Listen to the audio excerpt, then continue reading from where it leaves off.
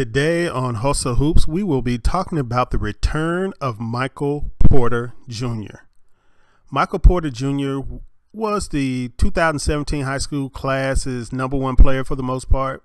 I mean, at the end, some people put Marvin Bagley the third over there because when he reclassified, but for the most part, Michael Porter Jr. was the #1 player in the high school class and was projected to be the #1 pick this offseason for the 2018 NBA draft.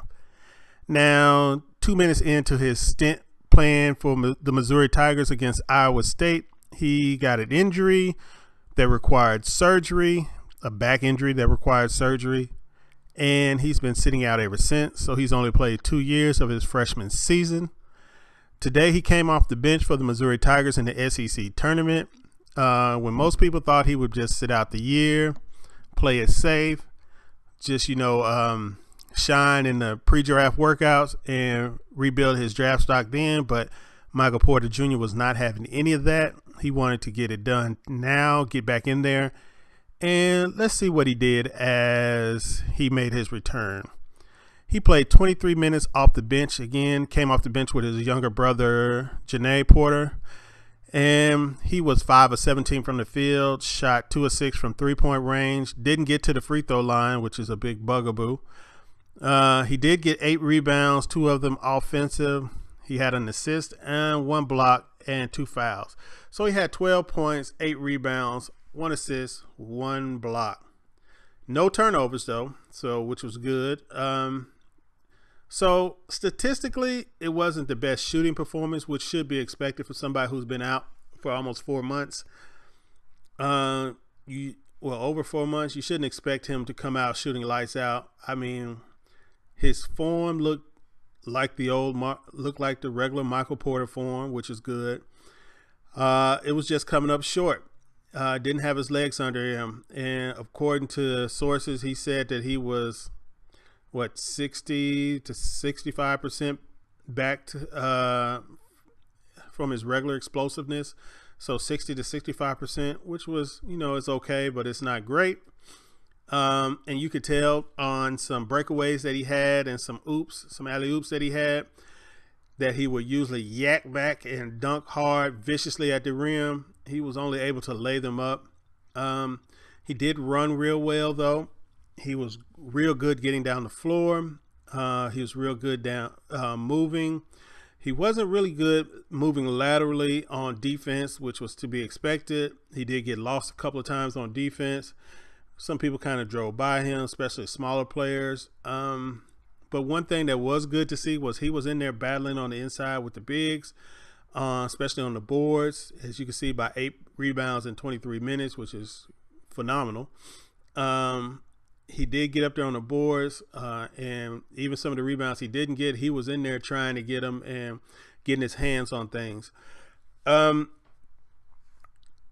guess for me, the Michael Porter that I envisioned this offseason, I saw him out there minus the explosiveness and his shot. I've never seen Michael Porter Jr. as a wing player or the next Kevin Durant. That's just not how I saw him. I saw him more of as a stretch four.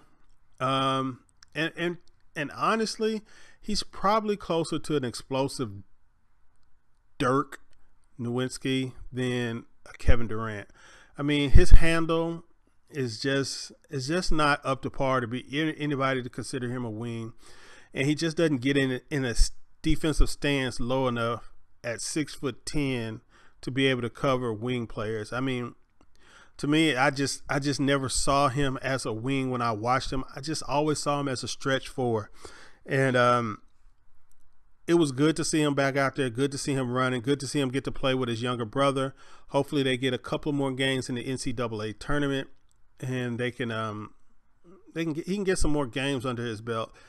I would like to see some more of him. I would like to see him driving to the hoop. I would like to see that. It was good that for the most part, when his younger brother wasn't in, Missouri had him as the back line of the zone, which is kind of the place where I see him, because he can be a shot blocker. He can help out on defense and things like that. He can come and provide some weak side shot blocking, and he can be a power forward that you can run off screens and things like that and just pull up on people. And I think that is a unique weapon in the NBA, because although there are a lot of stretch fours, there are not a lot of stretch fours that you can run around like a wing. And most of the guys that you can do that for are shorter than and not as long as Michael Porter Jr., and they can be defended by small forwards. Michael Porter Jr. is going to get his shot off over most small forwards with ease and unbothered.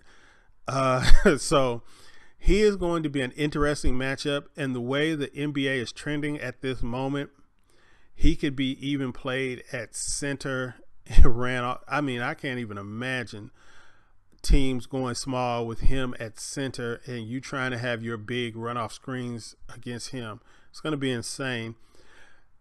Like I said, I would like to see him put it on the floor a little bit more as far as getting stuff done off the bounce. He wasn't real comfortable with the ball in his hands.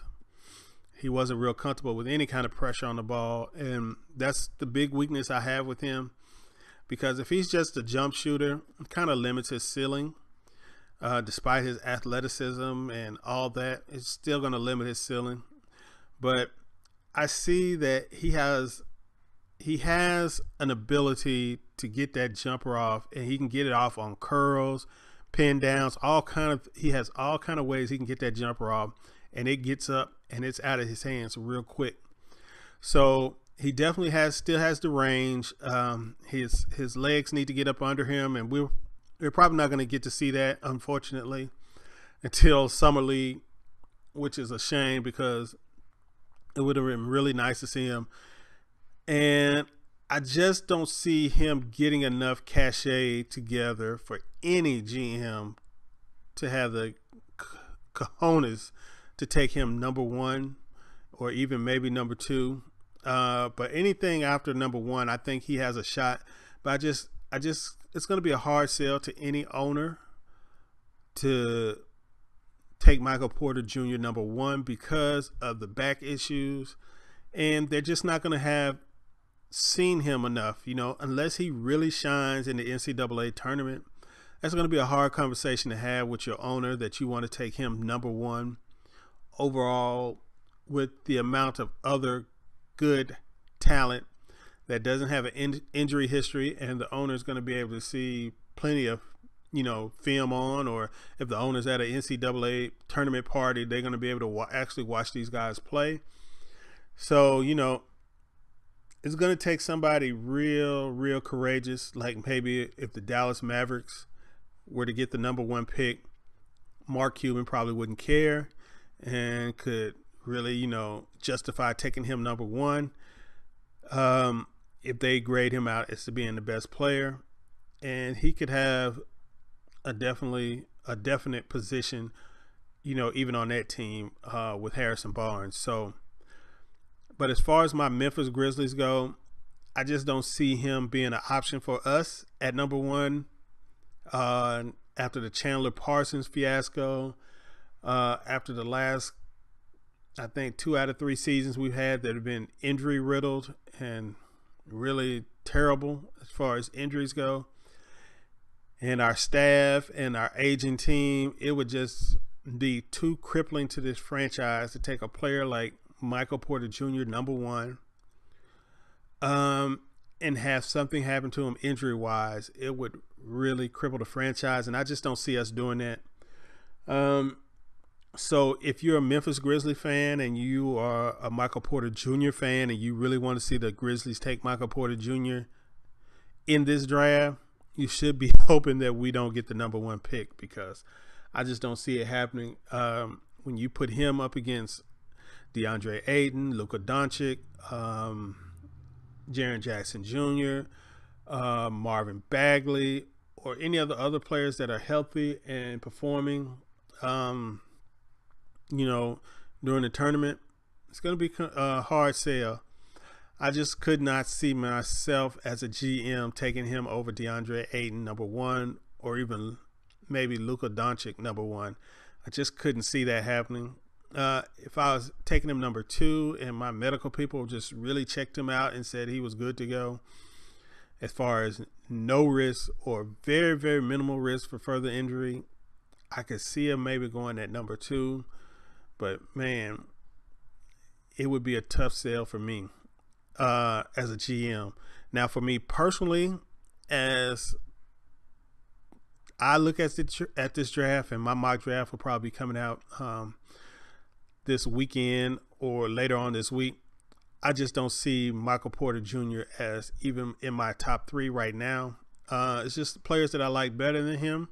Even if he was healthy and he had the same weaknesses that he had coming out of high school, I will still take some other players over him right now, because for you to evaluate Michael Porter Jr. as the number 1 prospect in this draft, you actually have to think that he is the next coming of Kevin Durant. And I don't mean he's going to be as good as Kevin Durant. I mean he's going to have the skill set of Kevin Durant, as somebody you can just give the ball to at the end of the clock, and they can create and get to the line, or get their shot off. Now I believe he can get his shot off.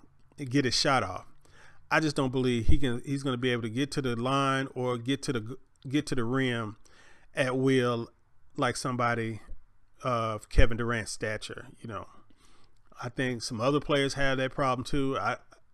Even Luka Doncic has that question. Do you think that you can just give him the ball at the top of the key with 10 seconds on the clock and he can get to the rim at will? That's a question mark. But the one thing you do know is he doesn't have a back injury and he has been performing. So we'll have to see. The one thing that's going in Michael Porter Jr.'s favor as far as being a future number 1 pick or even a top 3 pick is that everybody at the top of this draft has a few questions about them. So once again, tell me what you thought about Michael Porter Jr.'s return to the Missouri Tigers and the court, and how he looked, and would you take him number 1 with your pick if you were the GM of the Memphis Grizzlies, who currently have the most chances at the number 1 pick? Would you take Michael Porter Jr. number 1 if you were the Grizzlies? Peace.